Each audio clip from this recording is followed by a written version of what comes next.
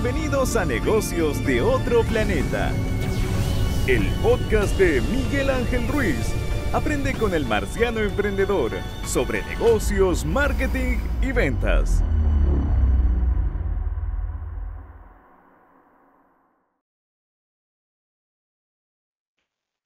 Micrófono, todo correcto y bien configurado. Sí, perfecto. Hola, ¿cómo están? Sean todos muy bienvenidos a un nuevo capítulo de Negocios de Otro Planeta. Estamos en esta serie. Siempre se me olvida, se me va. Soy Miguel Ángel Ruiz, su presentador, host, como quieran llamarle. Estamos en esta serie de neuromarketing con expertos y especialistas de toda Hispanoamérica. El primer capítulo estuvimos con Néstor Braidot hablando de su experiencia y cómo llegó a esto, cómo escribió uno de los primeros libros de neuromarketing. Hemos tenido a esta altura ya invitados y especialistas de toda Latinoamérica y vamos a seguir teniendo de España, a los CEO de las grandes empresas de neuromarketing en habla hispana, a los expertos especialistas, a los escritores de los libros clásicos que ustedes han leído. Así que estoy muy contento con esta serie y los resultados que estamos teniendo. Y en este capítulo no es una excepción y estamos con Román Esqueda, desde México. ¿Cómo estás, Román? Muy bien, muchas gracias, Miguel Ángel. Gracias por la invitación. Me da mucho gusto estar aquí contigo y poder compartir en este diálogo que suena muy, muy interesante. No, muchas gracias a ti por aceptar, por la buena onda y por estar acá. Partamos un poco por tu estudio. Tú estudiaste licenciatura en comunicación y filosofía. Así es. Mira, yo estudié comunicación. Ajá. eh, me pareció muy... y esto tiene mucho que ver con mi trabajo, ¿eh? Estudié comunicación, pero yo esperaba encontrar ahí como una salida como muy práctica para mis inquietudes y mi trabajo profesional, porque en realidad también yo había estudiado música. Yo estudié para concertista en guitarra clásica. Entonces yo quería tener como esta aproximación como muy práctica para tener una salida económica, ¿no? Y Ujú. mi sorpresa fue que me decepcioné mucho de la carrera de comunicación porque de pronto llegaba este tema de ahora hay que crear una campaña de publicidad. ¿Y cómo? Pues como puedan. Ustedes sean creativos, hagan algo, inventen algo, busquen algo que les guste, en fin. Entonces, pues yo me decepcioné mucho de eso y curiosamente acabé estudiando la especialidad en filosofía de la comunicación, porque no me sentía satisfecho con lo otro, ¿no? Y después entré a la maestría en filosofía, porque en aquella época empecé a dar clases en la universidad, en mi universidad, y pues nada, dije, bueno, me gusta mucho la cuestión académica, me interesa mucho esto, y me metí a la maestría en filosofía, pero mi tesis de filosofía, bueno, primero mi tesis de licenciatura fue una crítica a la teoría de la comunicación, Ok. basado en la corporeidad, ¿no? Mi director de tesis era un filósofo que me recomendó al filósofo francés, y esto tiene mucho que ver con el neuromarketing, Maurice Merleau-Ponty, y la cuestión del cuerpo, ¿no? Entonces, con base en esta filosofía, hice una crítica a la teoría de la comunicación de aquella época, muy popular, al menos en mi universidad, que era esto de emisor, receptor, código, todo aquello. Entonces, yo hice una ¿Qué, crítica de todo aquello, ¿no? qué es la teoría clásica de la comunicación? Sí. O sea, Es la teoría eso es clásica. 1.0. Sí, sí. Por ahí sigue vigente, por ahí en algunas partes, ¿no? Ok, entonces hice esta crítica y me metí a la maestría en filosofía, pero entré, aquí fue un tema muy interesante que les platico. Eh, yo quería estudiar la maestría en filosofía desde el punto de vista de la teoría crítica de la escuela de Frankfurt, ¿no? Estos Ok. alemanes marxistas, freudianos, ¿no? Entonces me interesaba mucho esto. Y tuve mucha suerte porque una persona que conocí en aquella época me iba a dirigir mi tesis y esta persona había sido alumno de Habermas, allá en Alemania, de Jürgen Habermas, que estaba en los 80s, bueno, era el filósofo de moda, ¿no? Y de casualidad vino Habermas a México, tuve la oportunidad de platicar con él muy brevemente, obviamente, unos minutos, pero lo escuché también en las conferencias que dio y me di cuenta que no quería yo seguir esa línea. Entonces empecé, gracias a Habermas y Me su presentación que decepcioné. hizo. No, no, sí, no, es que yo estaba en otra idea, ¿no? Pero gracias a esto, Habermas hablaba del pragmatismo de Charles Peirce y me empezó a llamar la atención la semiótica. Entonces hice mi Ok. tesis de maestría sobre la semiótica de la obra de arte de Humberto Eco, porque me interesaba mucho la parte visual, etcétera, etcétera, y también, bueno, por mi formación musical. Y entonces después dije, bueno, me interesa mucho, y una escuela de diseño, aquí viene el diseño, una escuela de diseño en México necesitaba alguien que llevara el área teórica y alguien que le diera forma a su área teórica. Entonces me invitaron a trabajar por allá, pasé un poco pues las entrevistas que me hicieron y por casualidad empecé a trabajar en diseño gráfico. Después me extendí a diseño industrial.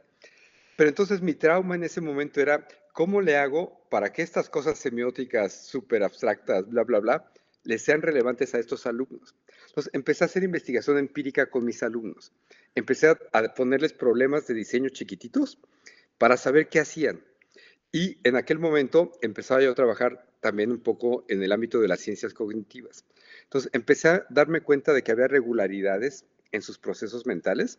Yo tenía la oportunidad de dar conferencias en varias ciudades de México y siempre hacía a los alumnos hacer los mismos ejercicios. Entonces logré reunir aproximadamente 800 casos, ¿no? De pequeños enunciados lingüísticos que tenían que traducir y me empecé a dar cuenta que seguían ciertos patrones los procesos mentales por los cuales generaban sus imágenes de diseño. Y entonces de ahí empecé a definir una ciencia cognitiva de la creatividad en el diseño. Entonces de ahí salió mi primer libro. Casualmente, cuando estaba yo ahí, un compañero de trabajo me dijo, oye, hay alguien de investigación de mercados que quiere contratar a alguien que sepa semiótica porque les interesa mucho. Y entonces, otra vez de casualidad, fui a dar unos cursos a esta agencia de investigación de mercados. Les platicaba yo lo que era la semiótica. Yo no tenía ni idea de investigación de mercados. Yo les platicaba de semiótica, cómo se hacían los análisis semióticos. Finalmente me contrataron para hacer algunos análisis semióticos, sobre todo de comerciales de televisión y de diseño de empaque y de etiquetas. En ese momento decidí que quería hacer mi doctorado aplicando la semiótica a la investigación de mercados y a la mercadotecnia. Lo que fue interesante ahí es que solicité una beca, la beca Fulbright, a Estados Unidos, y me la gané. Para mi sorpresa, gané la beca. Lo que fue muy curioso es que ya que me avisaron que había ganado la beca, me dijeron, está súper interesante tu proyecto de doctorado para desarrollar semiótica y mercadotecnia. El único problema que tenemos es que eso no existe. Entonces, tienes la beca para irte a estudiar algo que no existe. Entonces, fue muy difícil todo el proceso porque la beca Fulbright en aquella época tenía por regiones gente que te colocaba en la universidad, te buscaban la universidad adecuada para ti. Total que no encontraban. Entonces decidí ir a la Universidad de Indiana, donde estaba Jean Sibiok, que era una profesora que había hecho el primer Congreso Mundial de Semiótica aplicada a la Mercadotecnia en la Universidad de Kellogg, en Chicago, con Philip Kotler. Entonces me fui con ella, fui a trabajar ahí, me dejaron tomar lo que yo quisiera de clases abiertamente. Y mi suerte fue que teníamos discusiones con los profesores y los investigadores del área de ciencias cognitivas y neurociencias. Y ahí entré en contacto hace 36 años, 37 años, con las neurociencias cognitivas y las ciencias cognitivas. Y en ese momento pensé, tengo que reunir estas cosas, la semiótica, las neurociencias cognitivas, las ciencias cognitivas y la mercadotecnia. Y de ahí empecé a desarrollar mis modelos de trabajo, aplicando todo esto. Obviamente en aquella época no existía el término neuromarketing. Total. Empecé a trabajar en ese sentido. Estudié un año allá. Finalmente tuve que acabar mi doctorado en México en filosofía, pero desde este punto de vista. Y puse mi primer despacho, que era, fíjate, empezamos como un despacho de marketing político.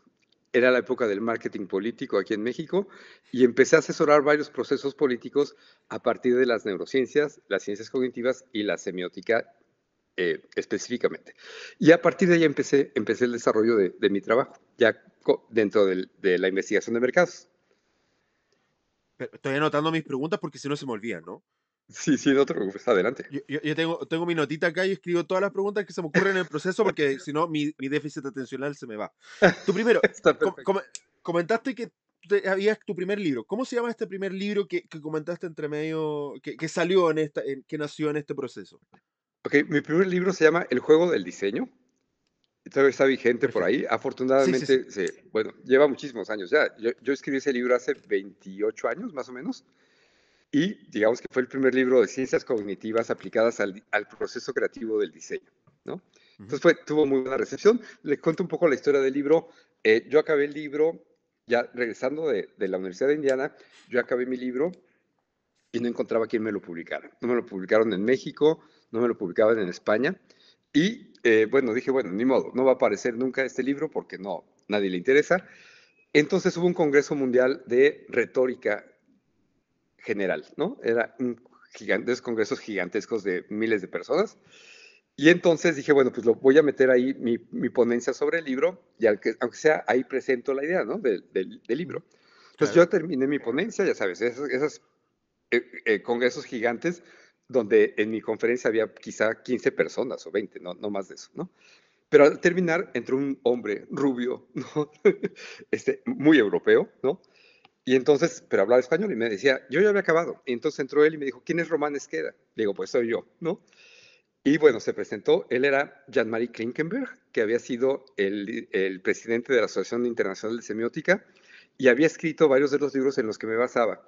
Él es un erudito en retórica, en persuasión, ¿no? En figuras retóricas, en lingüística, etcétera, etcétera. Y entonces, bueno, le dije, soy yo. Me dijo, oye, me da mucha pena, me perdí tu plática. Quería saber, quería oírte, porque nadie utiliza mi libro para aplicarlo a nada. Es una herramienta de Wow. análisis y tú lo estás usando para aplicarlo a algo específico. Entonces me interesaba mucho. Y yo de casualidad pues llevaba mi manuscrito, por llamarle así, engargolado de mi libro. Y le dije, pues te regalo mi libro. En ese instante le regalé mi libro. Y entonces, súper amablemente, seguramente lo leyó en el avión, no sé, pero me contestó a los 2 días que me felicitaba por ese libro, que era un libro súper interesante. Era la primera vez que leí algo parecido, ¿no? Y que por supuesto lo recomendaba para publicación. Entonces, con esa recomendación, me mandó una carta de recomendación, lo llevé a la editorial de la universidad que yo tenía cercana, la Autónoma Metropolitana, y ya decidieron publicar mi libro, que se publicó en este formato, pues ya sabes, una publicación universitaria de muy corto tiraje, etcétera, y luego una editorial de diseño gráfico mexicana, bueno, de diseño mexicana, me pidió los derechos para poderlo publicar ya de manera masiva. Entonces, bueno, esa es la historia del libro. Qué historia, ¿no? Qué historia. Sí, Pero sí, claro, sí. con una recomendación así, desde el punto de vista académico, por supuesto, es un espaldarazo total a decir, toma, amigo, publíquelo.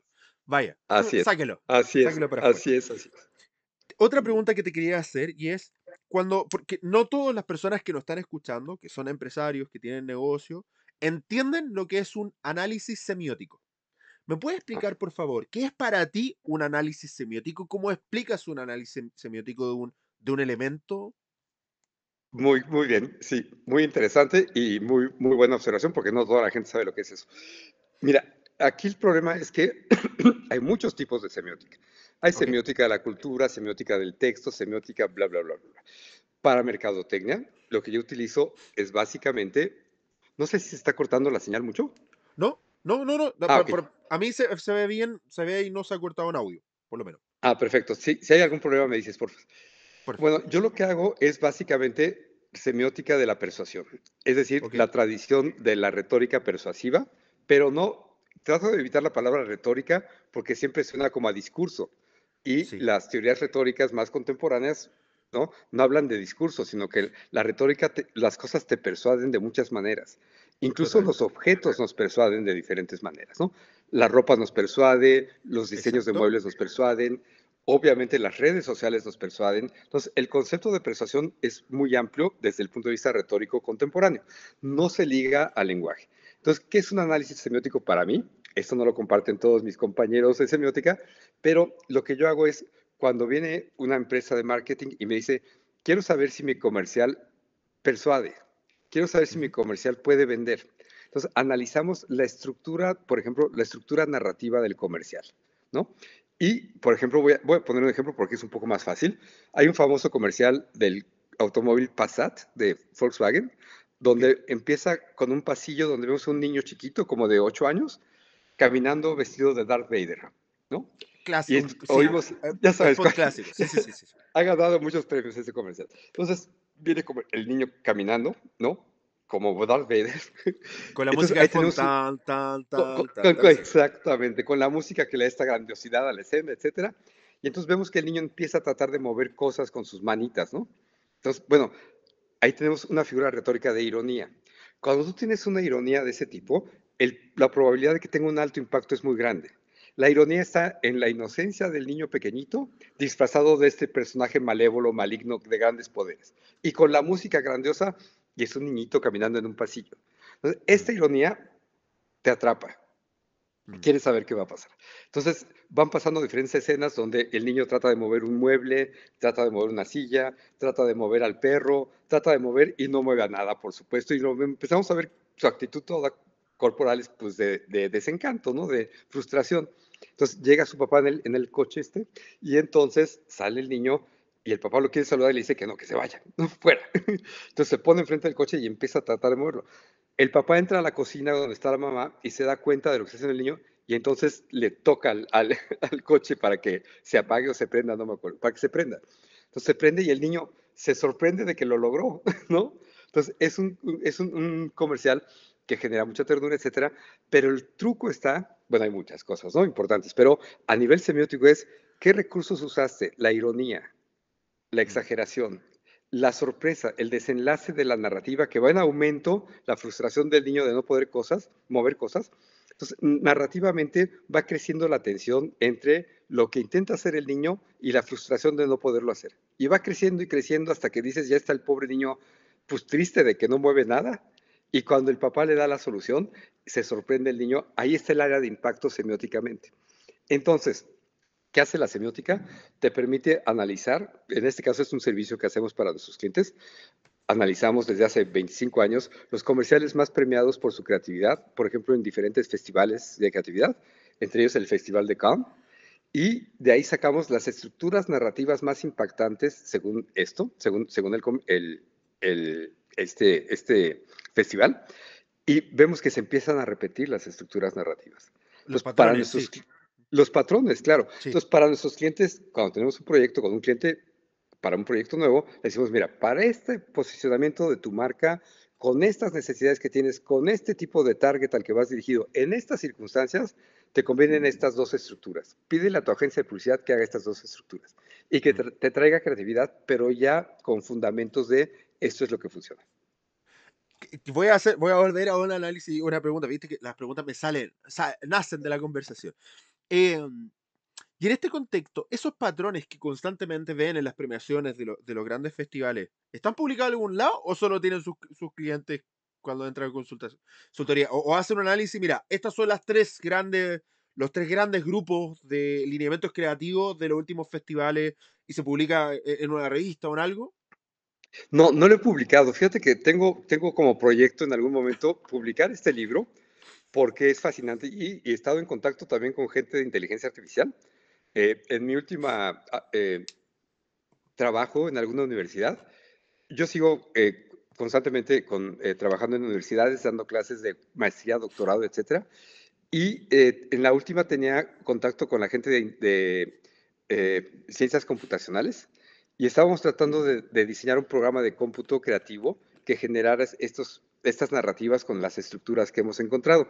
Hasta ese momento no se podía hacer técnicamente, al menos con el grupo de gente con el que yo trabajaba. Pero sí es un tema que quiero publicar. Sí, sí, sí. Sí, porque me parece interesante, sí. Bueno, obviamente van a haber patrones que son estructuras casi como los famosos arquetipos de Carl Jung o lo que sea, pero que van a ser arquetipos no comunicacionales y que de alguna otra forma, bajo ciertas configuraciones, se pueden utilizar y dentro de la comunicación, y es súper interesante. Digo porque, claro, si una empresa tiene presupuesto para utilizarlo, que son las grandes empresas, bien. Pero cuando un emprendedor quiere tener acceso a esto, normalmente se complica por temas presupuestales, tiempo, etcétera. Entonces, sería una buena forma de que esto decantara en mucho más negocio y que permitiera a pequeños emprendedores que probablemente no tienen presupuesto o grandes presupuestos, puedan adquirir eso y que no tengamos este desbalance, ¿no? Entre la gran No, empresa que siempre es la herramienta y las pequeñas que comen las totalmente migajas. de acuerdo. Pero mira, algo que es muy interesante, bueno, lo hemos hecho también, ahorita con las redes sociales, por ejemplo, las Ujú, pequeñas empresas tienen acceso a un público masivo bastante interesante. ujú. Y esas mismas estructuras las puedes usar en producciones súper caseras, súper pequeñas, ¿no? Mira lo que nos pasó ahorita con el comercial de Darth Vader, ¿no? Yo te lo platico y bueno, obviamente tú te acuerdas, pero es como cuando alguien te platica un chiste, ¿no? Te platican un chiste y te hace reír sin ninguna producción, sin ninguna cuestión técnica ni nada. Entonces, si tú haces eso en pequeños textos, por ejemplo, ahorita tenemos un proyecto de redes sociales. Si tú lo haces en memes, con la misma estructura, eso no te cuesta casi nada, Sí. más que un buen meme. Y puedes tener muchísimo impacto, ¿no?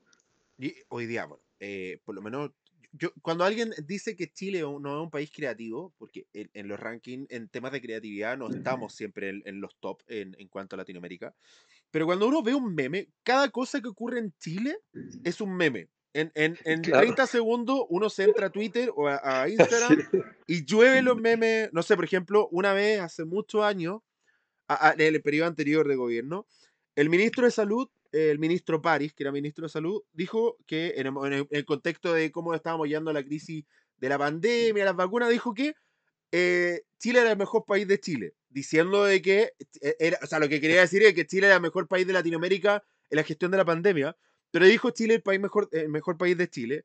30 segundos después, la cantidad brutal, asquerosa de memes que había sobre esa frase del ministro París era pero irrisoria. Entonces, tenemos una fuente inagotable de creatividad en la misma gente. a- Ni siquiera las así marcas es, tienen que crearlo, o sea, es como de, ok, ¿de qué se están riendo los chilenos hoy día? Toma, o los latinoamericanos, lo tomamos y lo replicamos. Había uno por que supuesto. en México, creo que era en México, ¿no? Que se llamaba La Casa de la Estrella, La Casa de los Famosos, que Sí, un un reality. programa, sí. Sí. Y hubo un meme que en Chile lo vimos, yo lo vi muchísimo y no entendía dónde carajo venía, que era que una tipa venía caminando y miraba a la cámara, es como pinche cámara, ¿no? Como que cuando la miraba, que iba caminando y la cámara la seguía y la tipa se da vuelta como de, ¿por qué me mira? Y los memes era como de cuando vas caminando y te encuentras con tu ex y la cantidad de cosas, porque va caminando y mira y queda como de, con una cara de asco y era muy chistoso y nunca entendí de dónde salió y alguien después me explicó que era La Casa de los Famosos, que era uno de los personajes más populares, que había agarrado más popularidad, que iba caminando y como la cámara te seguía, la tipa dijo como de pinche cámara que anda mirándolo, que anda... y eso se transformó en un meme, entonces, y marcas lo pusieron, no sé, marcas diciendo como de cuando vea a tu cliente comprando en la competencia. Entonces, son cosas que eran una cantidad de memes que se produjeron de sí mismos. Hoy día mismo que está esta moda de que depende del montaje y de qué video. Esto de que toman un video accidentado de alguien que se cae e inmediatamente cortan el video y Sí, aparece otra persona. Que hay algunos que son tétricos y es como de, amigo, con este video yo no jugaría porque son videos muy fuertes. muy Otros que sí son fuertes. chistosos, sí, es como de yo diferenciaría, ¿no? De los que son divertidos de los que son fuertes. Yo creo que los fuertes no generan la reacción emocional No, correcta, porque uno mira y dice, ay, pero no, por ahí no es. Versus el otro que así. dice, se ríe. De hecho, yo tengo un Bueno, par que acá, graba. acá en México ese lo usan mucho. Hay un equipo de fútbol que no sé si hayas oído, que se llama el América. El El América, sí, América por es supuesto. el equipo de los ricos. Él es el equipo de la compañía que tiene el fútbol mexicano, ¿no? Ok. Es Televisa. Y entonces, siempre les ayuda el árbitro, siempre les ayuda el árbitro. Ya es normal que les ayude el árbitro. Entonces, esos memes de gente que se cae, no sin pasarse, ¿no? Pero algo que te tropiezas y te caes, pasan un bebé que está caminando, que está aprendiendo a caminar y se cae, y entonces aparece un árbitro señalando penalti Penal para para el el América. América. Sí, va por ahí. Ahora, yéndonos a las tres preguntas que te había comentado. Primero, sabiendo que vienes desde otro lado y que te encontraste con este término, que en algún momento, probablemente cuando empezaste con el tema de la fenomenología, la semiótica, la persuasión, la retórica, las ciencias cognitivas, se juntaron esto y en algún momento empezó a nacer el neuromarketing. Les voy a volver a hacer esta salvedad a las personas que escuchan. El neuromarketing no nació de un invento del mercado, nació desde la academia.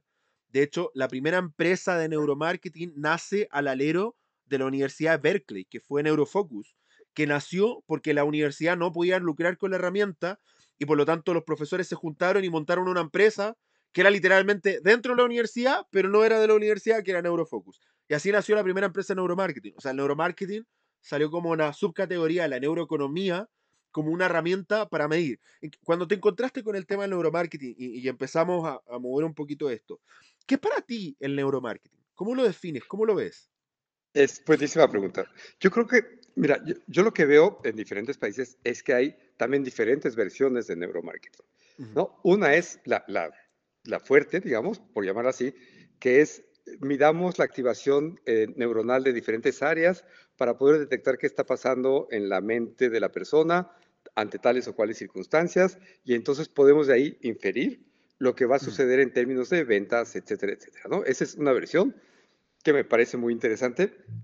Yo llegué al neuromarketing un poco también, como dices, un poco por otro lado. Yo llegué a, primero que nada, a las neurociencias a través de las ciencias cognitivas, ¿no? ujú, Entonces hay una diferencia muy importante. Yo cuando estaba en Indiana, los modelos de ciencias cognitivas que manejábamos, y que es mi primer libro, eran, se basaban en esta metáfora de la mente es una computadora, ¿no? mm, Entonces, si la mente es una computadora, la forma en que uno tenía de demostrar que sus hipótesis eran válidas era hacer programas de cómputo. Entonces, por eso mi primer libro está escrito en ese tenor, ¿sí? Entonces, yo decía, a ver, vamos a hacer un programa de cómputo de cómo generan las imágenes mentales los diseñadores, y después me di cuenta que eran también los publicistas, para hacer sus propuestas creativas.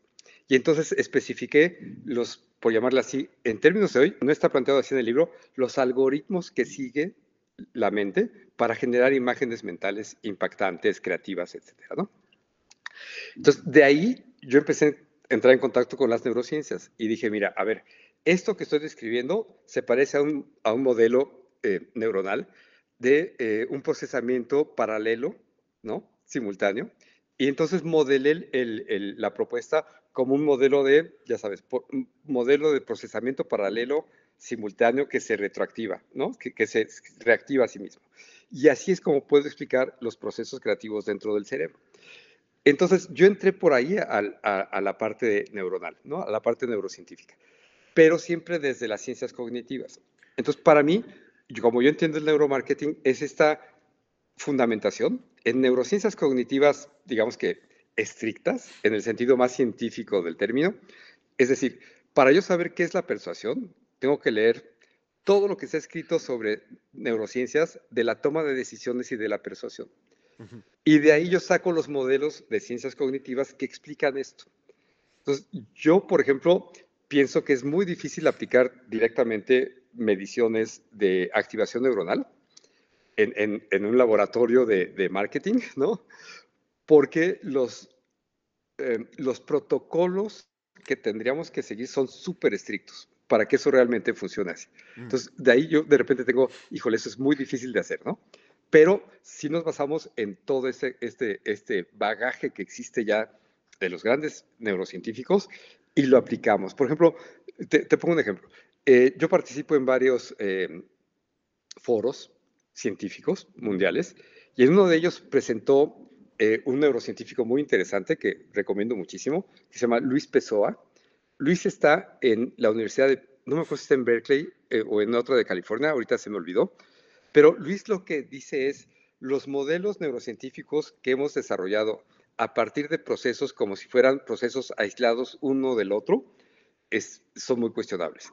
Y Sí, entonces él lo que total. plantea es que para cualquier proceso cerebral es una red súper compleja que se parece más a un sistema complejo que a una computadora.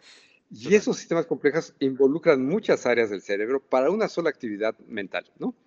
Entonces yo me baso más en ese tipo de cuestiones para después desarrollar mis modelos de ciencias cognitivas. Entonces es una especie, lo que yo hago, de neuromarketing, pues un poco fuera de la línea más estricta del neuromarketing, ¿no? Más de research, es que más de consultoría. Estoy totalmente de acuerdo, pero es que lo que hemos conversado un montón de veces, existe lo que tiene que ver con research, hacer investigación aplicada.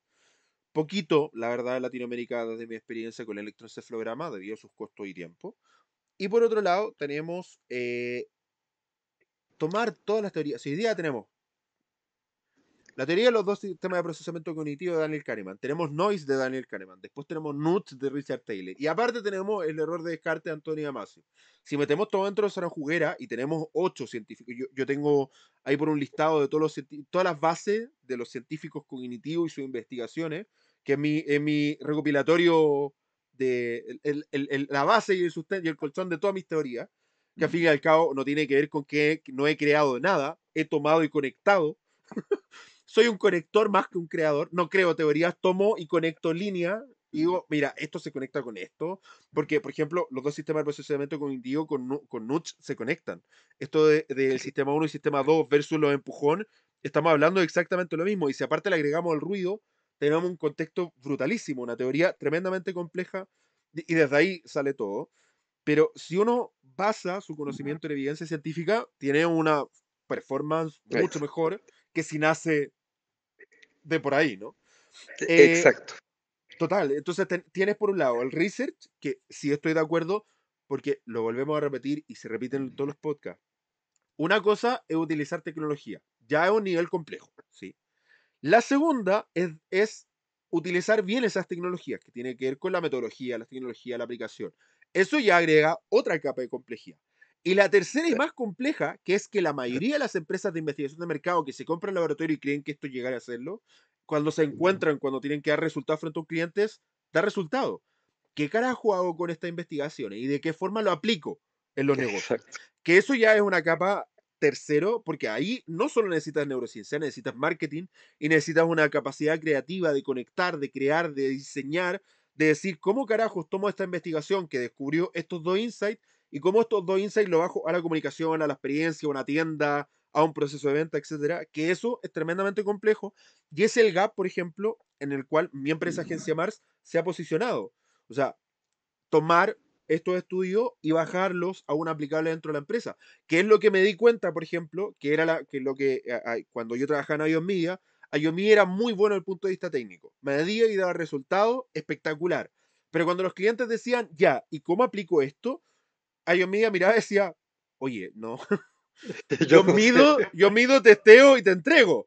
¿Qué haces tú con esto? No, o sea, tendría que tener creativos, publicistas y no los tengo. Somos una empresa de medición. Y ahí es cuando dije, oye, acá hay una oportunidad, un gap, no de mejora, en el cual yo me puedo posicionar, porque competir con iOS Media no puedo. Porque iOS Media estaba en toda Latinoamérica, tenía clientes tremendo. Entonces, competir ahí, ¿qué voy a competir yo que soy un pequeño emprendedor con un pequeño laboratorio? Pero en este gap de aplicar, de esto de innovación de alguna otra forma, de aplicación ahí había un universo que es que finalmente en el cual yo me especialicé y profundicé. Entonces, estoy totalmente de acuerdo que esto de la complejidad, de utilizar, medir bien y de aplicar bien es complejo, es complejísimo. Totalmente de acuerdo. Pero mira, has mencionado varias cosas que me gustaría comentar. Total, démosle. Eh, Nosotros comenzamos a trabajar en esta línea, te digo, hace muchísimos años, 30 y cacho de años, y algo que me fascinó cuando leí a Kahneman, por ejemplo, el System One y el System Two, que ya ves que se pusieron de moda muy fuerte. eh, Kahneman en su libro menciona varias cosas, pero no las desarrolla. O sea, Mm, es un truco un poco ahí, ¿no? Por ejemplo, él habla de algunos de estos disparadores, ¿no? Por ejemplo, los frames, cuando se activa un marco cognitivo. Yo había trabajado sobre los marcos cognitivos desde hace muchos años, por mi formación y porque es un recurso de ciencias cognitivas, no de neurociencias, sino de ciencias cognitivas. Entonces, cuando yo empecé a leer esta parte de los frames y la aplicábamos, de pronto algunos de nuestros clientes dijeron, es que queremos ser System One, ¿no? Inclusive ya sabes que hay compañías que llaman System One tal cual. Y yo le decía, sí, pero está limitado System One. ¿Por qué está limitado? Y esta es una crítica que han hecho varios neurocientíficos al modelo de Kahneman, que sus experimentos son experimentos de laboratorio basados solamente en información lingüística. El mm, clásico ejemplo que pone de los médicos oncólogos de Harvard, que si les dices, tu paciente tiene un 30% de posibilidades de morir si le quitas el cáncer de pulmón o tiene el 70% de sobrevivir si le quitas el cáncer de pulmón, ¿cuál escogen? Entonces los médicos no se dan cuenta que es exactamente lo mismo y escogen aquella frase que activa el marco cognitivo positivo de vivirá, ¿no? Entonces, la teoría de los marcos, que aquí es donde vienen las ciencias cognitivas, la teoría de los marcos que se ha desarrollado desde los años 70, por ejemplo, que empezó como un modelo computacional y se fue transformando cada vez más en un modelo cognitivo con las teorías de Fillmore, Ian Berkeley, las teorías de Barsalou, etcétera. Yo empecé a desarrollar mis propios modelos de los marcos cognitivos para marketing desde hace muchos años. Entonces, los modelos de marcos cognitivos te ayudan justamente a hacer ese salto que decías, que está perdido. Que es, bueno, aquí está la información del estudio basado en neurociencias, etcétera, y luego el cliente dice, bueno, ¿yo qué hago con esto? mm. La teoría de los marcos es uno de esos puentes que te permite comprender la estrategia que puedes derivar a partir de esos hallazgos neurocientíficos. Entonces, bueno, es una teoría que ha tomado diferentes, se ha diversificado de muchas maneras, pero Una de esas maneras es la teoría de los marcos como un modelo de la cognición en general, ¿no? Sí. Entonces, cualquier evento, cualquier situación, cualquier decisión de compra, etcétera, activa marcos cognitivos, porque los marcos cognitivos son los que nos hacen percibir ese fragmento de realidad en toda su complejidad, corporalmente, emocionalmente, intelectualmente, todo involucrado en un solo momento. Entonces, algunas de las cosas que utilizamos es ese tipo de herramientas, justamente para decir, aquí está la información, etcétera, etcétera. Cuando hacemos nuestras entrevistas, usamos diferentes técnicas, entre ellas, no preguntamos cosas, por ejemplo, ¿no? No preguntamos cosas porque la pregunta No tiene activa ningún el área, sentido. Porque no no tiene tiene ningún ningún sentido sentido, preguntar. no tiene ningún sentido, exactamente, no tiene ningún sentido preguntar porque además neurocientíficamente activas la memoria semántica. Entonces la gente te contesta lo mejor que puede desde la memoria semántica, pero no es lo que vive en su vida cotidiana. Lo Porque que vive en su dejan la vida simbólica cotidiana no procesal pasa y por la eso. simbólica, que son las más potentes, fuera del juego, Así es. total. Y Porque la la memoria emocional, por supuesto. simbólica, sí, por supuesto, la memoria simbólica no conversa con la semántica. O sea, están ahí, como que conversan, pero es complejo. ¿Cómo explicas tú? No sé, les voy a hacer un caso súper puntual para que ustedes entiendan esto. ¿Cómo explicas tú por qué te gusta el color que te gusta? Así es. Así es. Sabes que te Totalmente. gusta. A mí me encanta el rojo. Me encanta el rojo. ¿Por qué? No tengo una forma de explicarlo. Me encanta el rojo. No, ¿cómo que te lo explico? Ahora, yo tengo una pequeña teoría, que es mi teoría, después de hacerme una introspección completa. A mí me gustaban los Power Rangers. Y yo quería ser el Power Ranger rojo. Y lo más Claro. probable es que ese niño de infancia dijera, yo quiero ser el Power Ranger rojo, quiero tener todo rojo como el Power Ranger rojo, y listo, me encanta el rojo. Probablemente ese sea el fundamento. Pero no anda, uno no anda por ahí diciendo, oye, ¿por qué te gusta el rojo? Los Power Rangers, yo quería ser el rojo, por eso me gusta el rojo. Porque algo tremendamente Claro que es muy infantil, pero probablemente ese sea el fundamento. Entonces, así es, de acuerdo. Pero mira, el ejemplo que pones es muy bueno. Cuando trabajamos, por ejemplo, para marcas de ropa, si tú le preguntas a la gente, Miguel, ¿por qué te compraste esa camiseta, esa t-shirt blanca? Pues la respuesta es, pues porque me gustó. mm, Ok, pero cuando tú ves la narrativa de la persona, te das cuenta que no es mucho más que eso, ¿no? sí. Es mucho más que eso. Y entonces ahí es donde entra la parte importante a nivel científico, cognitivo y neurocientífico.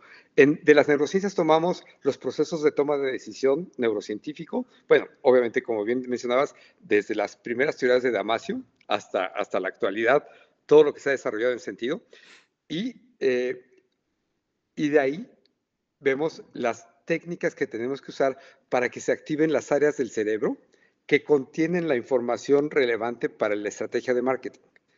Esa es la clave del asunto. Y entonces ahí usamos nuestros modelos de ciencias cognitivas. De hecho, estaba mirando las fechas porque tú estudiaste el 91-92 en Indiana y después el 93-95 en la Universidad Iberoamericana de la Ciudad de México. Y específicamente, Antonio Amasio publicó el error de Descartes en el 95. Entonces fue muy ahí, muy al límite. Así. Entonces, estamos hablando, y volviendo a la salvedad. Evidentemente ustedes van desde las ciencias cognitivas y no desde las neurociencias, porque en los 90 había muy poquita herramientas y recién estaban comenzando a desarrollarse herramientas, por lo tanto eran tremendamente exclusivas, tremendamente caras y estaban en las grandes universidades de Estados Unidos y Europa, probablemente en Roma, en Alemania, en Estados Unidos, quizá en España, y el resto de Latinoamérica brillaba por su No, por ausencia. O supuesto, sea, por entonces supuesto. estoy de acuerdo con eso. Bueno, de hecho, los frames y los marcos, nosotros le llamamos contexto, que es un poco el mismo concepto que tiene que ver con los contextos cognitivos correctos, que es generar el contexto, el espacio donde se propicie de mejor forma la decisión de compra, que es un marco cognitivo. Solo que no lo tenemos con ese concepto, porque si le decimos marco cognitivo, el cliente ya le empieza a tiritar el ojo, porque es como Sí, ¿qué? Entonces le hablamos del contexto, claro. ¿no? Que un poco lo que habla Noise, que es esto de cómo el ruido, el contexto, lo que está a tu alrededor puede afectar, nosotros lo utilizamos para afectar la estrategia, que genera ruido, que genera fricción y que impide, ¿no? De que la comunicación llegue, que el mensaje llegue o llegue con la emoción que tú quieres. Ahora, tengo una segunda pregunta. Mira, nos hemos quedado todavía con la primera. Segunda pregunta. ¿Qué opinas de aquellas personas que dicen que el neuromarketing es bluff, que es humo, que no... que no es aplicado y que es fake? Sí, buenísima pregunta. Mira, yo creo que tenemos que matizar la pregunta también. Esto pasa igual que con todo, ¿no? Es como si yo te dijera, de mi parte, algo que me toca es, vamos a hablar de persuasión. Ay, no, bueno, eso no sirve, la persuasión, ¿qué es eso? Entonces, bueno, sí es cierto, hay como ciertas ramas, ciertas formas de hablar de la persuasión que son una tomada de pelo, francamente, ¿no? Y hay otras que son como muy técnicas y muy científicas, y está la tradición de la persuasión de la filosofía desde Aristóteles, pasando por toda la antigüedad, la Edad Media, el Renacimiento, o sea, ahí está procesos histórico muy serio, muy profundo de la persuasión y la retórica. Pero también está la superficialidad de cómo convertirte en millonario en 3 días, ¿no? Entonces, cosas de ese tipo que también le llaman persuasión. Entonces, cuando alguien te dice, no, es que yo no creo en eso, se refiere casi siempre a esta parte más superficial. Me parece que con el neuromarketing nos pasa igual. Hay de pronto algunos excesos por ahí, ¿no? Que te acuerdas perfectamente de él. Ya encontramos el botón de la compra. Ahora sí, ya, ese es el botón de la compra con eso. Entonces, cuando la gente lee eso, dice, esto es una charlatanería. Y sí es cierto.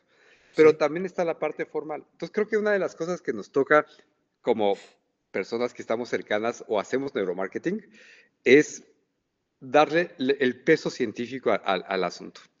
Porque estamos del lado contrario de lo tradicional. Mira, un cliente, que no voy a decir quién es, internacional, Por nos razones decía, obvias.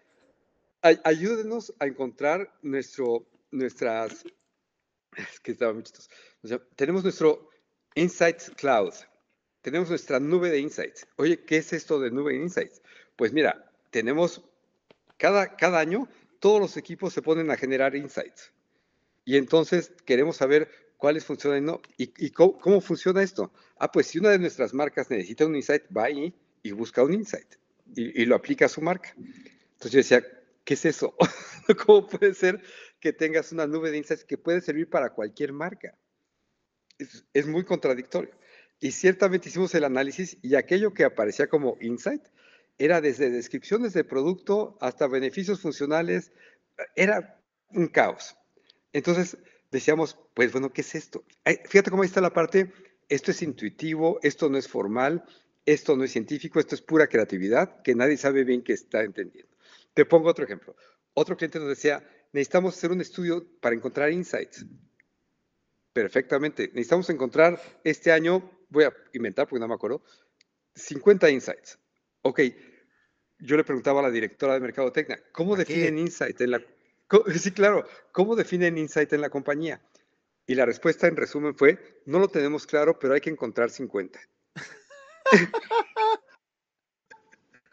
Bueno, Entonces, voy a hacer una salvedad. Eso te da la oportunidad para crear 50 cualquier cosa y esto es un insight. Si ni siquiera tenéis claro que es un insight, escribo 50 cosas random y listo. Tenéis y 50 ya, insights. Mi cheque. claro. Ahora, fíjate cómo en investigación de mercados podemos hacer eso. Yo puedo hacer una investigación de, mira, pues ahí encontramos 50 insights que quién sabe qué son, pero ahí están. Y del otro lado está la parte científica. Mira, eso no te puede pasar. Si lo haces científicamente y dependiendo de la teoría neurocientífica que sigamos, lo que realmente estás buscando es esto. Y tiene este fundamento científico. Bueno, esta parte a nosotros con los clientes nos cuesta mucho trabajo, porque ellos siguen pensando que es espontáneo y es creativo y es el marketing tiene que ver con, ya sabes, acá en México tenemos en las revistas de marketing los magos de la mercadotecnia, los creativos, que enfatizan esta parte que esto es puramente intuitivo. Entonces de repente llegamos con neuromarketing y la gente dice, ah, Yo caray, quiero esto hacer se una. oye más serio. Sí, quiero hacer una salvedad con eso. Más que son gente con mucha suerte, que se ha encontrado con batatazos por casualidad. Me dicen, el mago que ha Sí, hecho 10 campañas, ok, ha hecho 1000, y justo 10 pegaron, le pegaron, a nosotros decimos le pegamos el palo del gato, ¿sí? 10 le pegaron el palo al gato porque que se dio la alineación del universo y se dio, pero probablemente, ¿sí? Si al fin y al cabo, claro, si tú así 100 campañas en el año, que no te salga una buena, es que soy muy malo. Entonces, y es obviamente se cuelgan de esa una y no te hablan de las otras 99 que fueron un fracaso brutal. Entonces, el exitoso, totalmente de y es acuerdo. como de. El mago hace en 10 años ha hecho 1000 campañas. ¿Cómo 10 no le van a salir bien? Si es por tema de probabilidad, ¿no? Así. Sí, entonces el mago, las 10 campañas más exitosas y las otras 990 que fueron un fracaso brutal, y una de esas 100 probablemente sean casi quiebras de empresa, ¿no vamos a hablar de eso? ¿O debajo de la Claro, alfombra? Sí. totalmente de acuerdo. Y ahora, entonces, regreso a tu pregunta. El neuromarketing nos da la oportunidad de fundamentar científicamente los procesos de mercadotecnia. Y esta es la gran oportunidad, pero nos tenemos que mover en este espectro tan complejo de, también hay quien hace neuromarketing, bueno, como por encima, y entonces, y también está ese riesgo. Entonces, de repente las agencias dicen, no es que ya hicimos algo de eso y no nos sirvió de nada. ¿Ve? Es como, Entonces, sí, es una responsabilidad. me pasa muchísimo. Muéstrame qué hiciste. No es que me hice una consultoría. Ya partimos mal. Ya partimos mal. Partimos mal. La diferencia, Así, en teoría, entre el neuromarketing y el marketing tradicional es utilizar tecnología, metodología científica en un contexto de investigación de mercado. Si ya partiste por la así, palabra consultoría sin hablar de tecnología, yo ya parto mal. claro, Porque tienes que tener mucha experiencia, ser muy capo, muy experto, para poder tener toda esta base de teoría y hacer un neuromarketing teórico, que es posible, pero no es tan fácil, no es tan fácil, ¿sí? no, claro, claro. Y tercera pregunta, ¿cómo un empresario podría utilizar el neuromarketing en su negocio para mejorar, que de ahí vamos a entrar a la tercera patita, que es la parte final del podcast, la que más me interesa, que estaba esperando todo este rato? ¿Cómo podría utilizarlo dentro de su negocio para mejorar la performance de sus campañas, convertir más, vender más? ¿Qué es lo que asumo que cualquier empresario quiere, no? Ojalá llegar, los emprendedores cuando parten un negocio parten muy mal, con economías muy escasas, por lo tanto necesitan alcanzar su punto de equilibrio lo más rápido posible y ojalá estar ganando lo más rápido posible dinero, porque si no, no comen, y si no comen, mueren y los negocios mueren, y ahí tenemos la tasa de fracaso de los emprendimientos del 90% fracasa ante los 2 primeros años, porque simplemente al tercero ya no le queda dinero. O sea, está claro, ¿no? Claro. De acuerdo, de acuerdo. Mira, yo creo que la gran ayuda sería, vas a invertir dinero en tu empresa, ¿no? Eres un empresario chiquito que está comenzando, vas a invertir dinero. Tienes dos opciones extremas de inversión. O le inviertes a la pura intuición para ver qué sale, y en una de esas te sale la magia y le atinaste, de las 10,000 posibilidades, le pegaste a una. Entonces, ¿de qué se trata en esta parte creativa? De generar hipótesis, ¿no? Si tus hipótesis son puramente intuitivas, tu riesgo es gigantesco, Mm. porque no tienes ningún fundamento para la decisión que estás tomando. Entonces tienes un gran riesgo. Si te vas a hacer neuromarketing, tus hipótesis van a tener una probabilidad muy alta porque tienes bases científicas. Yo veo el marketing y mi trabajo como un trabajo científico. Si en nuestros estudios de neuromarketing decimos que si tu comercial de televisión tiene tales características, con tales estructuras y con estas motivaciones que vas a satisfacer, porque fue lo que descubrimos en la investigación de mercados de tus clientes, entonces tu riesgo disminuye considerablemente porque tu hipótesis va a tener que ser todavía creativa, pero con la mejor fundamentación científica del proceso. Y esa es la gran diferencia. En el nivel 1, por la pura intuición, tu riesgo es del 100%, bueno, del 99%. Mm. Con neuromarketing, tu riesgo se disminuye al máximo, dadas los conocimientos científicos actuales. Esto es lo que mejor te puede funcionar para ti. Entonces, invierte en esto, pero vas lo más seguro para tu inversión a mediano y largo plazo. Entonces, esa sería la diferencia que yo veo. Totalmente, totalmente de acuerdo. Y ahora partamos por lo que de verdad he estado esperando todo este rato. Y quiero partir con esto. Tú hablas de esto, no lo dices de forma directa como un patrón, pero sí con estos patrones de diseño que se utilizan de forma persuasiva para conectar Ajá. con personas en pieza y en creatividad. ¿Cómo un creativo o alguien de marketing o un empresario que hace su marketing podría utilizar estos patrones dentro, por ejemplo, de un diseño? ¿Cómo se podría estructurar? En resumen, la pregunta al hueso.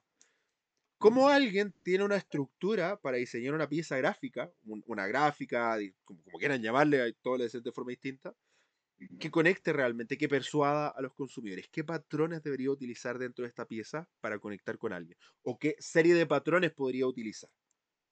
Ok, bueno, hay dos temas que hay que tocar. El primero solamente lo voy a mencionar. Lo primero que tenemos que hacer es conocer a nuestro consumidor, a nuestro usuario, a nuestro target. Ese es fundamental, ¿no? vamos a suponer que ya conocemos esto, de la manera que sea, pero ya Asumámoslo, tenemos esto. asumámoslo. Sí. Asumamos que ya tenemos esta información. Ahora viene la parte creativa y pasa lo mismo. La parte creativa, como bien lo dice la palabra, parece que es algo espontáneo. Y nos pasa lo que comentas, Miguel Ángel. Fíjate, es creativo, pero toda la creatividad, bueno, perdón que hable en primera persona de mi libro, pero mi libro predice todos los procesos creativos posibles para generar imágenes mentales, ¿no? Y para generar imágenes. Entonces tú puedes decir, para este caso, lo que yo necesito es una imagen de alto impacto. Ah, bueno, las imágenes de alto impacto que hemos tenido como funcionales a lo largo de miles de casos son la ironía, la exageración, la hipérbole, ¿no? La contradicción semántica, que hay de diferentes tipos. En fin, casi siempre las ironías y las contradicciones semánticas son de lo más impactantes. Entonces, si quieres que tu marca o tu mensaje tenga recordación, usa alguna figura retórica de contradicción. Esto va a depender mucho de la personalidad de la marca, ¿no? Eso es muy importante. Si tienes una marca que tiene que ser seria, formal, ¿no? No puedes usar ironías de la misma manera. Pero si tu marca es Pero en divertida, paréntesis, y en ese contexto Volkswagen, que Volkswagen se vende como una marca seria, pero utilizó la ironía, ¿cómo confluye esto? Porque ah, yo no considero que Volkswagen sea una marca divertida. Normalmente una marca alemana, seria, muy ejecutiva, ¿no? Porque al fin y al cabo los Volkswagen son autos ejecutivos, ¿no? Como no son... Fuera del Golf, que el Golf yo creo que es como la línea divertida, ¿no? De Volkswagen. En mi mirada, sí. puedo estar equivocado, ¿no? Pero al fin y al cabo, no son serios, pero fue una campaña con ironía, ¿no? Como... No, de acuerdísimo, muy buen punto. Muy buen punto. Fíjate cómo esa ironía de Volkswagen es para generarnos empatía y ternura con el niño. Mm, También la ironía depende de la intención, ¿no? La ironía tradicional te da risa. Esta ironía nos da risa, pero al mismo tiempo mm, nos da ternura. sí, Y ese es un poco el truco, ¿ves? Que tiene ciertas figuras retóricas de alto impacto, pero tienen muchos matices también. Las puedes manejar de diferentes maneras. Y es un poco lo que comentabas de estos memes de la gente que se accidenta, ¿no? Cuando el accidente es demasiado fuerte y violento, ya no es chistoso. sí. Ya se perdió la ironía. Entonces, en algunos estudios que hemos hecho, muy interesantes sobre este tema, dependiendo de la cultura, del grupo al que te vas a dirigir, etcétera, hay límites. Hasta dónde puedes llegar con la broma. Y la gente te lo dice, es que se pasaron, ¿no? Aquí en Sí, México usan esa, se pasaron con esto, ya no es chistoso, se pasaron. sí, Es más, yo estaba viendo el comercial, me dio risa, pero se pasaron y ya no me cayó bien la marca. total. Que lo mismo Entonces, que eso fue, delimitábamos, ¿no? Del accidente que no tiene de alguna forma ninguna consecuencia. Es que yo he visto gente que utiliza eso de como va andando una moto a 120, choca con un auto, sale una voltereta y después sale la voltereta al vendedor y uno mira y dice, amigo, con un choque no se juega. Con un choque no se juega. exactamente, Una caída divertida, meme de internet, te lo compro. Pero un choque que probablemente significó la muerte de otra persona, no es una buena forma de partir un video promocional. Ya partiste con una emoción totalmente, tremendamente negativa. Sí, es totalmente que de acuerdo. Sí, entonces, es el límite. claro, y hay rangos, o sea, tú puedes llegar hasta cierto punto, y dependiendo de la marca, la personalidad, etcétera, etcétera, ¿no? Entonces, hay marcas que te van a permitir ironías más crueles, ¿no? Muy divertidas, rozando no con la crueldad, pero sí más fuertes, ¿no? Riéndote más pesadamente de algo. Y hay otras como Volkswagen en Passat que te dicen, mira qué lindo este niño, Mm, ¿no? Y la ironía es cómica, pero es amable. Entonces, mm. depende también de las circunstancias. Pero algo muy interesante, Miguel Ángel, es que dentro de las ironías puedes encontrar muchos caminos para ser irónico y ser divertido. Otra cosa es cuando tienes una marca más bien elegante, refinada, etcétera, puedes usar metáforas, Ujú. ¿no? Entonces, una metáfora que es muy estética, que es muy poética y que te genere esta sensación muy interesante. Puedes usar de las contradicciones semánticas, ahorita me estoy acordando de ejemplos de hace muchos años, pero por ejemplo, Adidas tenía un comercial que se llamaba, no sé si te acuerdas, es ya muy viejo, eran comerciales en blanco y negro de una campaña que se llamó Impossible is Nothing, que fue muy premiada en su época, ¿no? Por Entonces supuesto. salía Mohamed Ali en blanco y negro, muy joven, ¿no? Como de veintitantos años, salía y iba a empezar a entrenar. Era un video original de Mohamed Ali, ¿no? Pero de pronto se ponía junto a él una mujer y era su hija, que también era boxeadora, y tenían la misma edad. Entonces empezaban a entrenar, a correr, y se les iban uniendo deportistas. David Beckham, Zinedine Zidane, se iban uniendo muchos que eran obviamente mucho más jóvenes, pero salían de la misma edad que Mohamed Ali. Entonces ve como la contradicción cronológica de no puede ser que Mohamed Ali de esa edad esté corriendo junto a David Beckham de la misma edad, ¿sí? Eso era una contradicción semántica de alto impacto. Pero el tema de la campaña era nada es imposible. Y el argumento que presentaba la locutora era súper poderoso de la gente que se esfuerza para hacer deporte, ya sabes, ¿no? Entonces ahí tenemos otro recurso de contradicción semántica, ¿sí? Que esta asincronía, esta imposibilidad sincrónica era súper poderosa. Y tenemos miles de comerciales como esos. Había otro comercial italiano de una campaña de tecnología que salía Mahatma Gandhi saliendo en una chocita y dando un discurso a través de una laptop. Y su discurso estaba llegando a la Plaza Roja en Moscú, estaba llegando a Estados Unidos, estaba llegando a México, estaba llegando a África.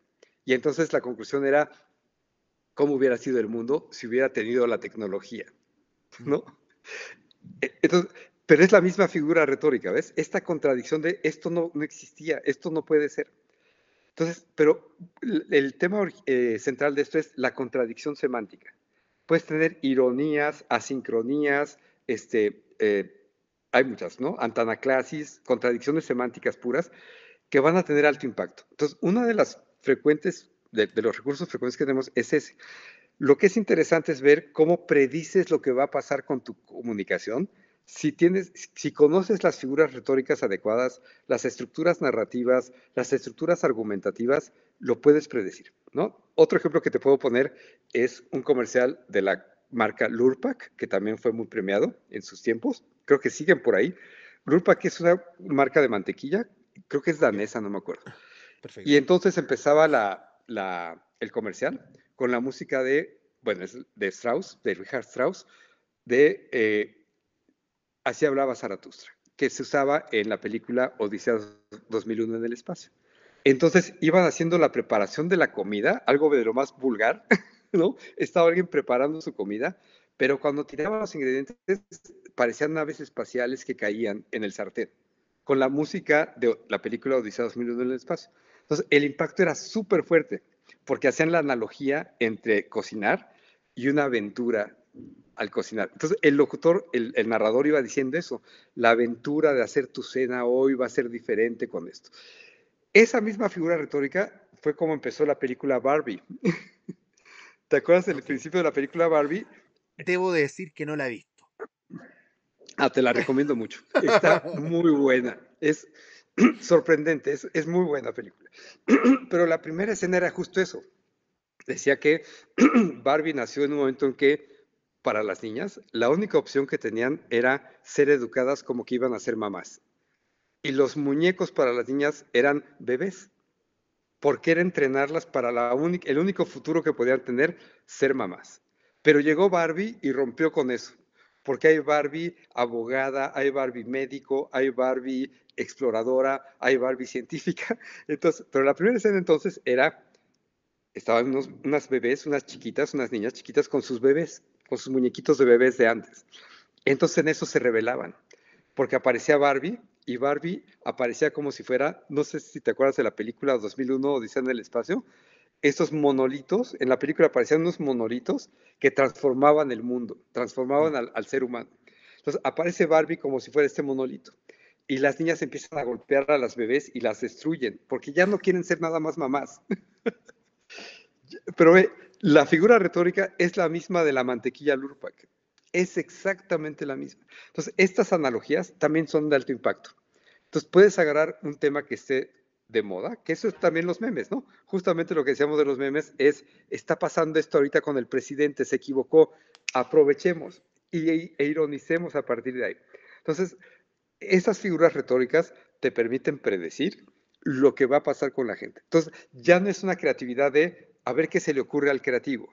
Necesitamos que busques ironías, contradicciones semánticas, hazlo así. Y sé muy creativo, pero así, ¿no?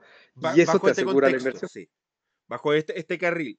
toda la crítica que tú quieras, pero en este marco teórico, que es un marco cognitivo.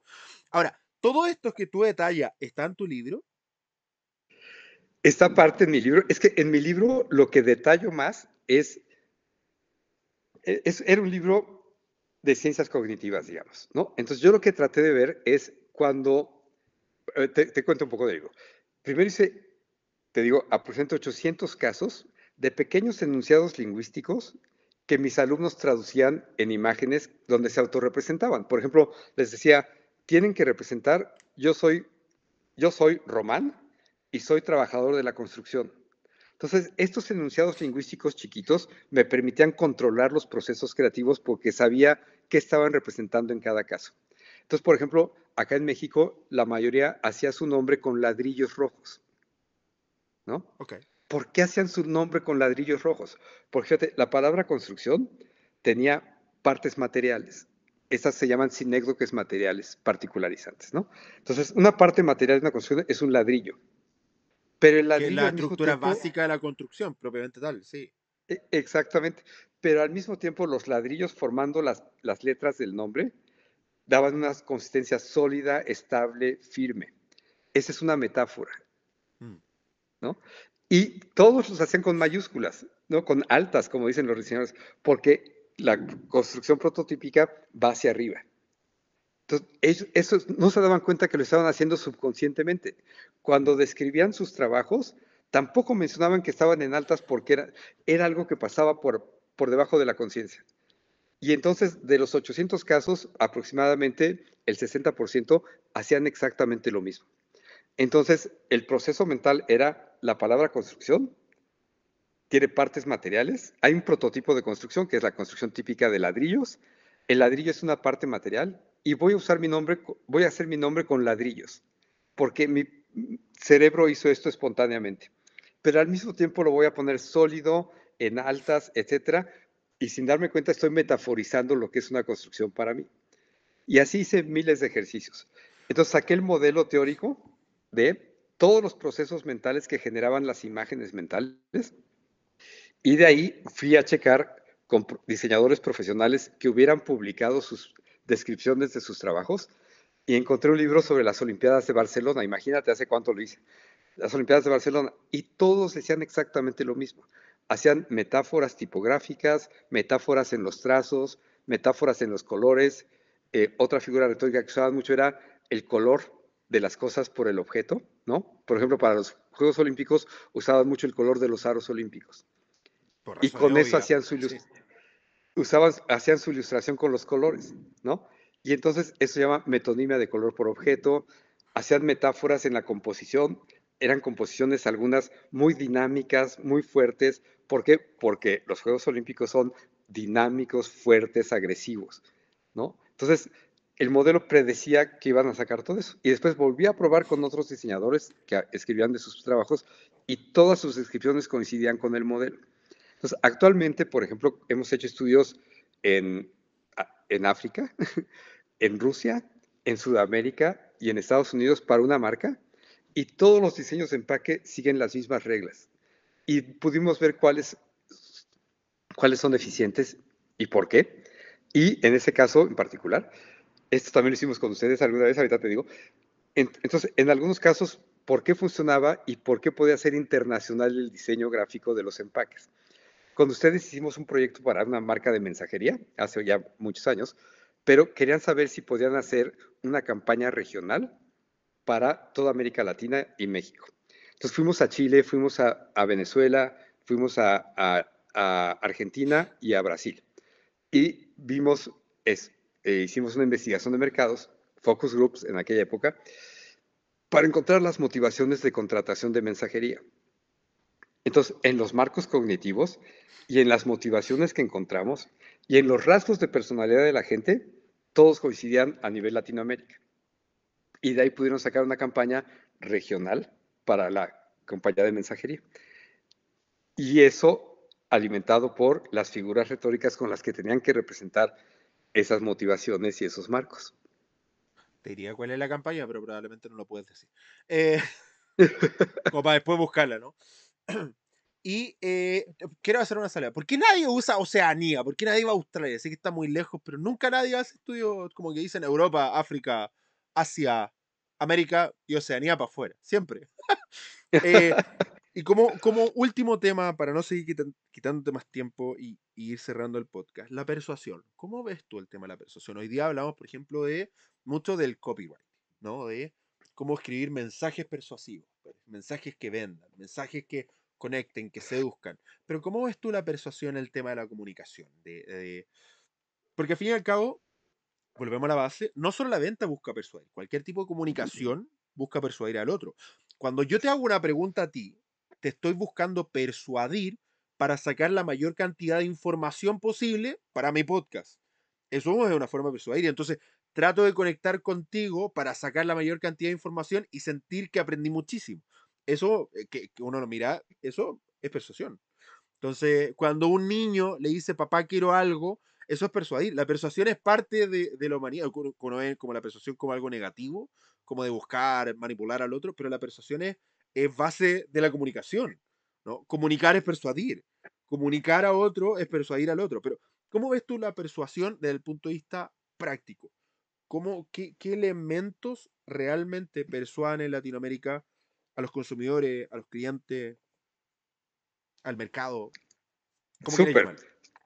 súper buena. Mira, aquí nos tenemos que regresar al tema de la persuasión, ¿no? Aristóteles decía que no hay ciencia posible, exacta, no hay ciencia exacta posible de lo que vamos a hacer mañana. Ninguna ciencia nos puede decir qué vamos a hacer mañana. Podemos medio saber qué vamos a hacer mañana, pero no sabemos exactamente qué va a pasar. Entonces, lo que decía Aristóteles de la persuasión es, lo único que podemos hacer es persuadirnos entre nosotros de qué es lo mejor que podemos hacer mañana, Ujú. ¿no? Porque no hay ciencia exacta. Entonces, la persuasión es, digamos que lo contrario de la manipulación. La manipulación es obligar a alguien a hacer algo. El punto de partida de la persuasión desde del origen de la práctica persuasiva es el otro. Para Mm. yo persuadir a Miguel Ángel de algo, lo tengo que conocer. Si no lo conozco, no lo puedo persuadir. Entonces yo puedo decir, yo quiero persuadir a Miguel Ángel de hacer ciertas cosas. Lo primero es conocerte. Pero cuando yo te conozco, es probable que me persuadas a mí de lo contrario, porque me habría conocerte, ¿no? Entonces, y este es un principio de mercadotecnia. ¿Cuál es el principio de mercadotecnia? Conoce el mercado. Mm. Esa es la Base. mercadotecnia. A diferencia de algo que pasa en algunas empresas mexicanas, que es, yo ya hice este producto, ahora quiero ver cómo se los vendo. En la mercadotecnia es, yo quiero desarrollar un producto, quiero conocer el mercado para ver si es viable o para ver cómo lo ajusto a este mercado. Entonces, es el principio de la persuasión. Entonces, por eso nos dedicamos nosotros, bueno, me dedico yo y el despacho a la persuasión, porque la mercadotecnia es persuasión. Quiero conocer el mercado para poder vender un nuevo sabor.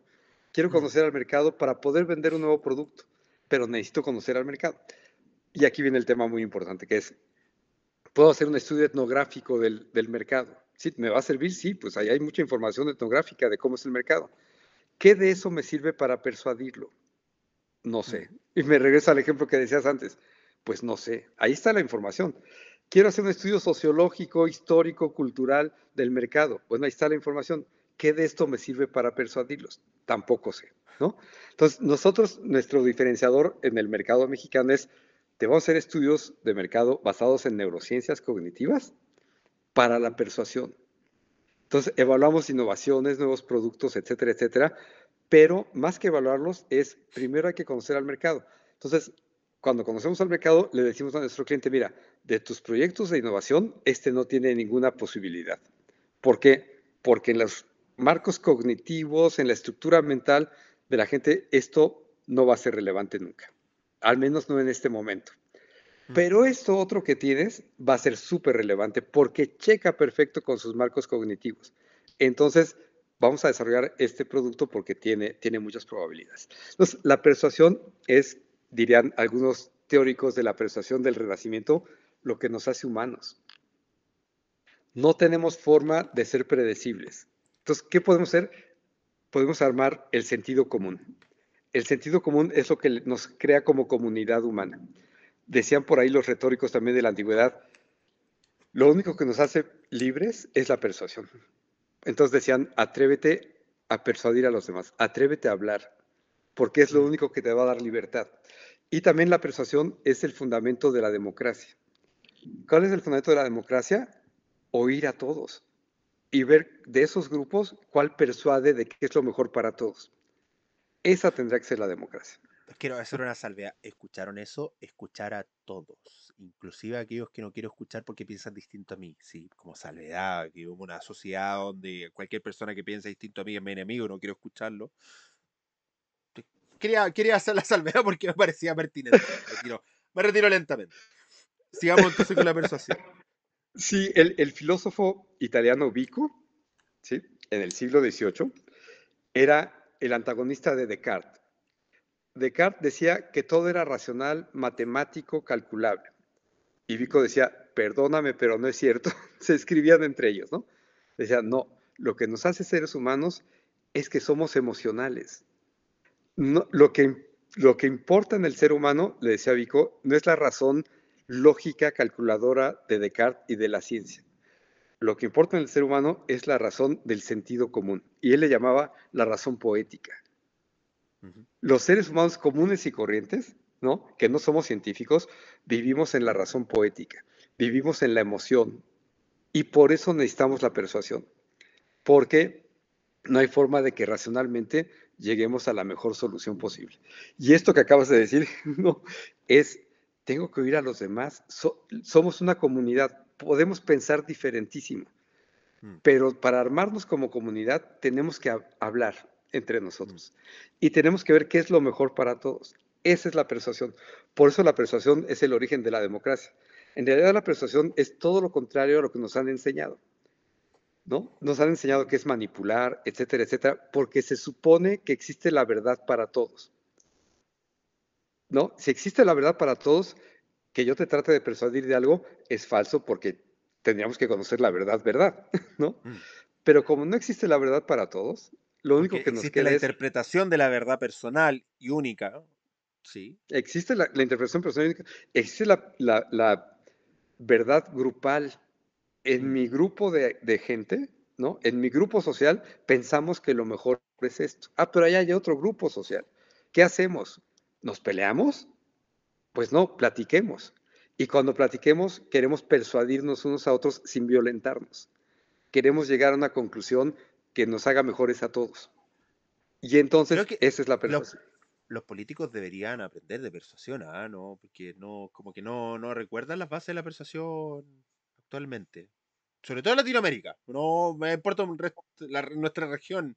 Es bastante los míos, los tuyos, los nuestros, con esto del endogrupo versus exogrupo, pero al fin y al cabo es parte de también la comunicación humana. Pero esto de es mi enemigo, mi contrincante, las retóricas, por ejemplo, de Maduro con el imperialismo, entonces tiene que ver con esto, con los enemigos. Si el resto son el enemigo, nosotros somos los buenos. Sí, es una forma de persuasión que se basa justamente en poder definir que hay un antagonista general. Sí, Los malos son los otros. Entonces sí. nosotros, este grupo se define como los buenos, ¿no? Y es un truco persuasivo, justamente pensar en que hay un grupo antagónico específico.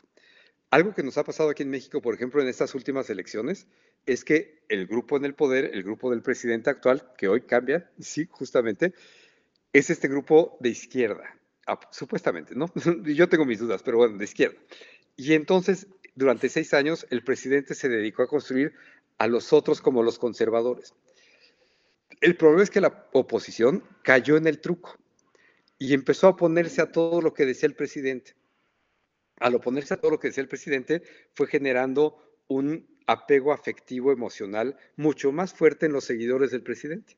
Entonces, al presidente que está saliendo hoy, lo evaluaban súper mal en seguridad pública, súper mal en economía, súper mal en todo, pero su aprobación es la más alta, de las más altas del mundo, está por arriba del 70%.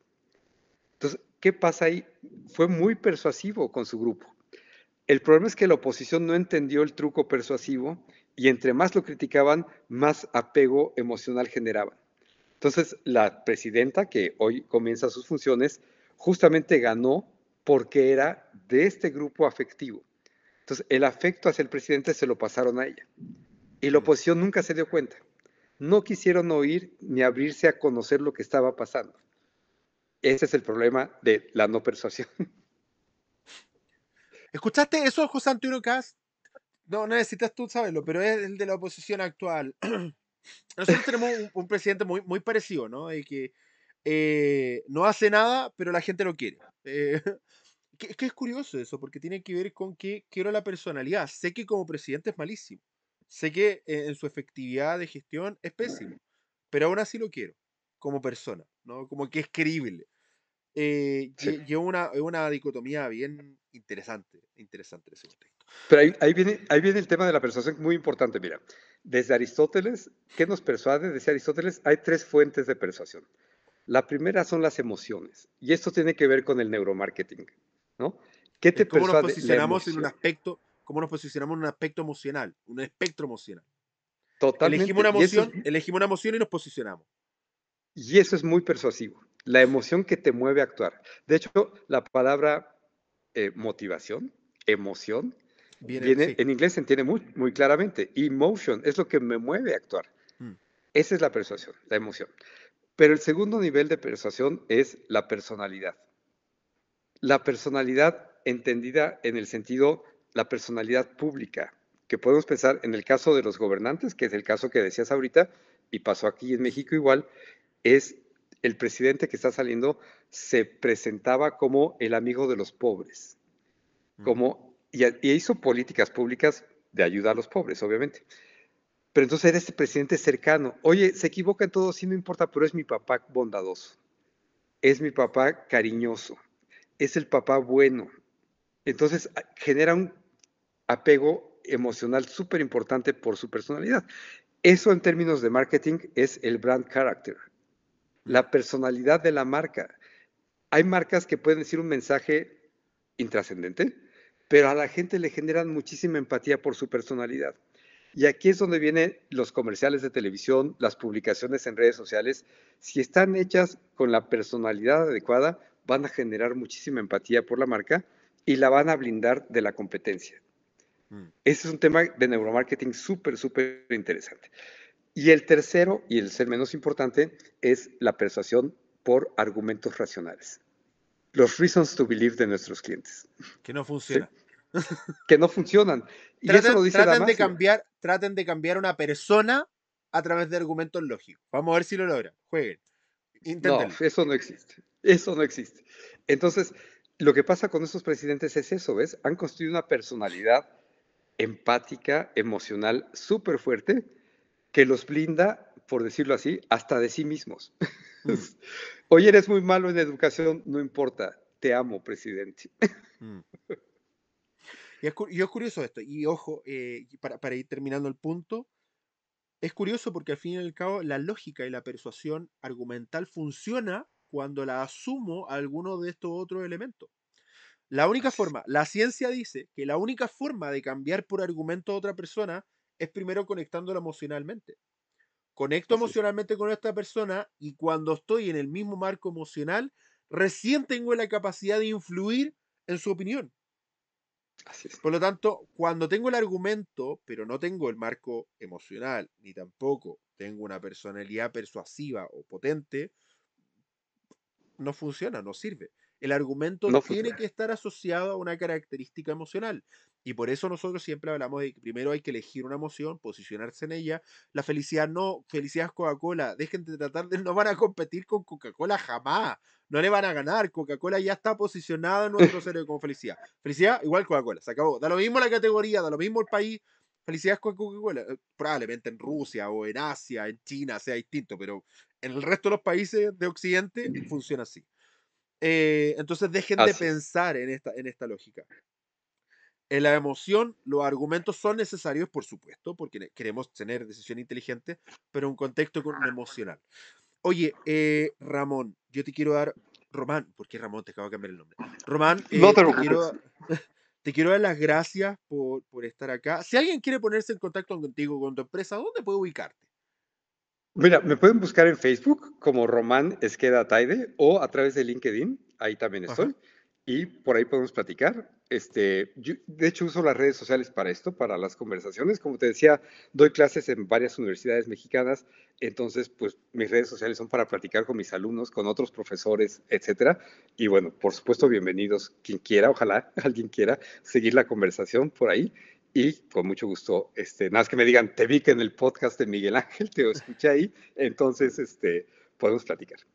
Perfecto. Recuerden que dentro de la descripción de los enlaces en cada uno de los podcasts van a ver los libros para que si aquellos que estén interesados puedan profundizar en esto y compararlo y todo el tema.